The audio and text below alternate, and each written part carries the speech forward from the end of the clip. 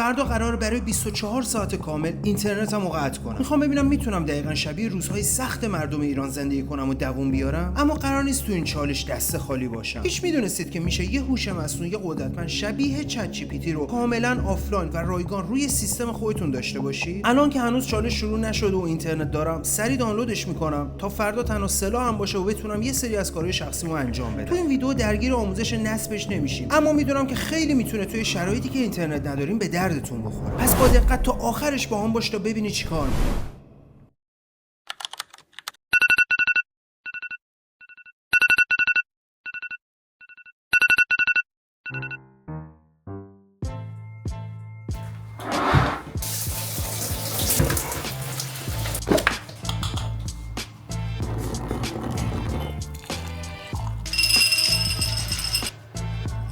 الان ساعت 9 صبح، بودن یه ساعت از شروع چالش 24 ساعت بدون اینترنت گذشته. روتین من به این صورت بوده که وقتی میام صبحونه میخورم، لپتاپم کنارم، حالا در کنار اینکه کار شخصی خودم انجام میدم، تو یوتیوب میگردم، یه برنامه میبینم، وا میبینم، بی بی سی میبینم، ببینم چه خبر داخل ایران، چه گذشته در شب گذشته. و خب الان اینترنت ندارم دیگه، یه چیزی منگار کمه. یعنی معمولا یه لقمه تو دستم بوده و یوتیوب میدیدم. خیلی سخته بدون اینترنت تو خونه موندن. حالا تصمیم دارم که صبحونه‌مو که خوردم بزنم بیرون از خونه.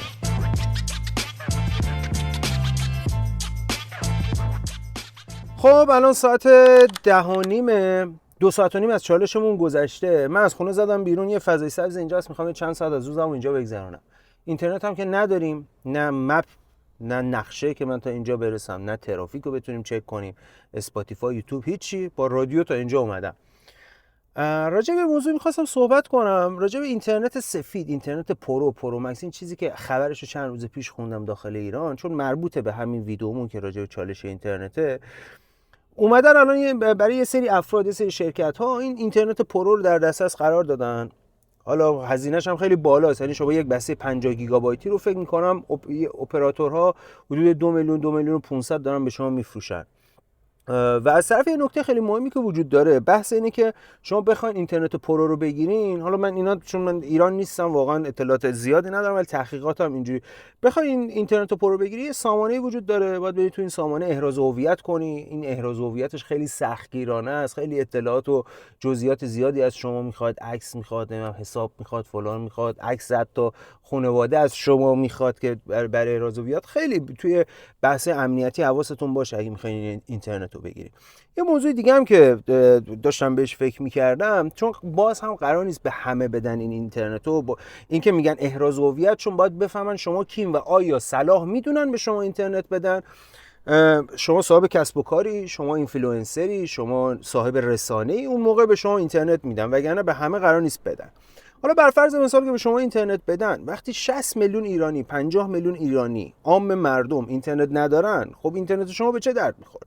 شما اگر یک کالایی رو میخوای بفروشی، یک کسب و کاری داری و مخاطبین و در واقع مشتریات عام مردم هستن، اونا که اینترنت ندارن. این یک پارادوکسه. نمیدونم نظر شما چیه؟ حالا بگذاریم بریم سراغ ادامه چالشمون، بریم تو طبیعت چند ساعت بگذرونیم، ببینیم بدون اینترنت روزمون چجوری میگذره.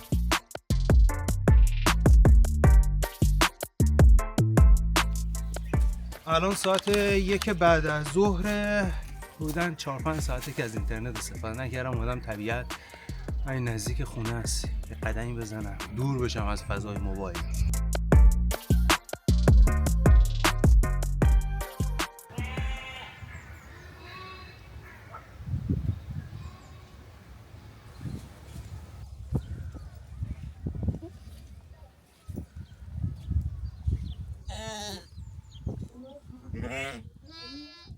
الان ساعت 2:40 است. من ساعت 11 اومدم توی طبیعت یکم برای خودم بگذرم. تقریبا 6 ساعت و 40 دقیقه است که از چالش 24 ساعت گذشته و صدا رو من گوش جان بسپارید به این صدا.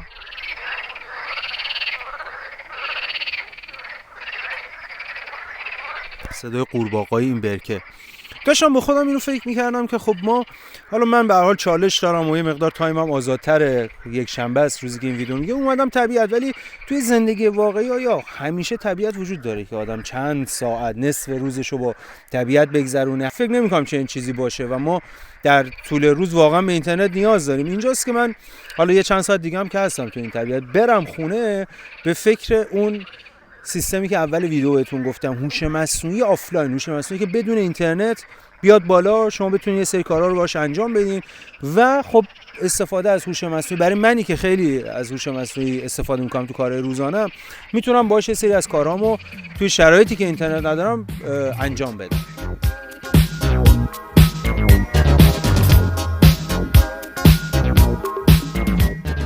الان حدوداً ساعت 4:30 از اون طبیعت برگشتیم، اومدم اینجا یه مقدار خرید کنم برگردم خونه.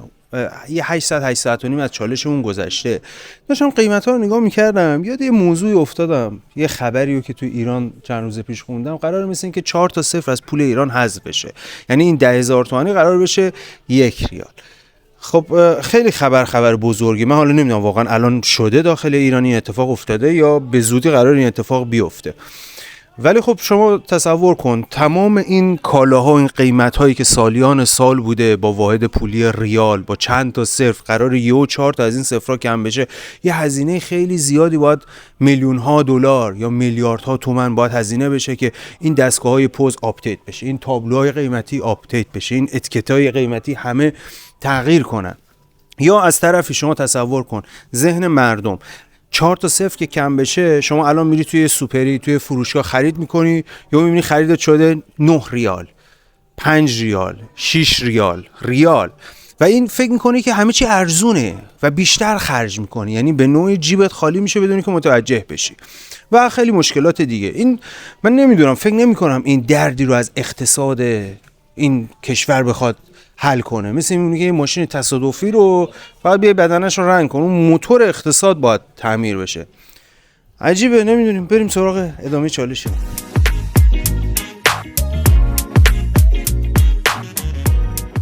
واقعا سخته بدون اینترنت. مثلا از این محصولا رو برداشتم، می‌خواستم ازش عکس بگیرم ببینم توی فروشگاه آنلاین چنده قیمتش. خب اینترنت ندارم. یکی از خوبیاش توی این چند ساعتی که تا الان گذشته اینه که به جای اینکه من توی شبکه‌های اجتماعی و اینستاگرام و اینا اسکرول کنم، خودم الان اومدم توی این فروشگاه، خودم دارم خودمو اسکرول میکنم تو راهروهاش. بالاخره نصف چالش رو انجام دادم. 12 ساعتش گذشته، الان ساعت نزدیکای 8 دارم میرم خونه. خیلی خسته و گرسنه‌ام و خیلی هم سخت گذشت. من همه چی واقعا در طول روز با اینترنت و هوش مصنوعی، ولی یه موضوعی که در من از وسطای روز خیلی ذهنمو درگیر میکرد بحث خانواده بود. یعنی میدونم که واقعا تماس نگرفتن تو ایران اینترنتی نیست که بخوان تماس بگیرم، ولی استرسمو دوچندان کرده. یعنی فکر میکنم تو این چند ساعتی من اینترنت داشتم مدام اونا به من زنگ زدن. یه استرس عجیبی سر این موضوع هست. حالا الان میخوام برم خونه. اون داستان هوش مصنوعی جدی بگیرید اهالی ایران، خیلی مهمه، خیلی خفنه. حالا تو پارت بعد بهتون میگم چیه. الان ساعت 9 شبه، حدود 13 ساعت از چالش گذشته. هیچ کاری نتونستم امروز انجام بدم. من همه کارام با اینترنته. شب عادت دارم فیلم ببینم، ولی خب چون اینترنت نیست هیچ فیلم جدیدی نمیتونم دانلود کنم. یه عرض قدیمی دارم که یه سری از فیلم‌های قدیمی مثلا جدیدترینش مال 2 سال پیشه. میخوام لیست یه سری از این فیلم‌ها رو بدم به این هوش مصنوعی لوکال، هوش مصنوعی آفلاین که اول ویدیو بهتون گفتم، و برای هر کدومشون یه سری توضیحات بده. یه فیلم بالاخره انتخاب کنم از داخل هاردم، بشم این چند ساعت پایان شبم فیلم ببینم. خیلی مهمه این هوش مصنوعی آفلاین یا لوکال برای بچه‌هایی که داخل ایرانن، زیاد اینترنت درست درمونی ندارن. خیلی میتونه به درتون بخوره. حالا من جدا اگر استقبال کردید، اگر خواستید توی کامنت ها بنویسید، جدا براش یک ویدئوی تخصصی درست میکنم که چجوری روی سیستمتون و یا حتی روی موبایلتون چجوری نصبش کنید. کاملا هم رایگانه. حالا برام ببینم میتونم یه فیلمی پیدا کنم.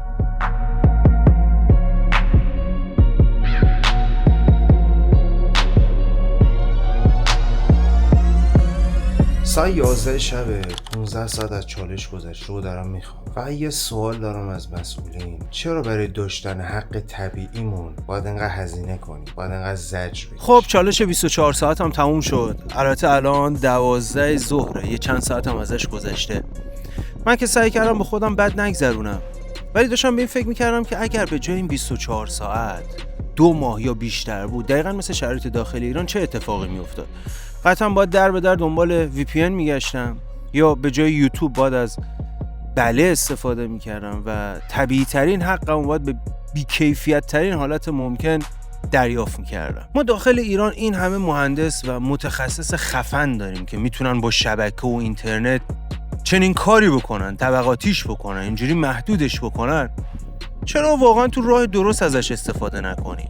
چرا تو همین تکنولوژی هوش مصنوعی نیام از این متخصصا استفاده کنیم؟ خلاصه دم همه بچهای ایران که توی چنین شرایطی کم نمیارن میجنگن گرم.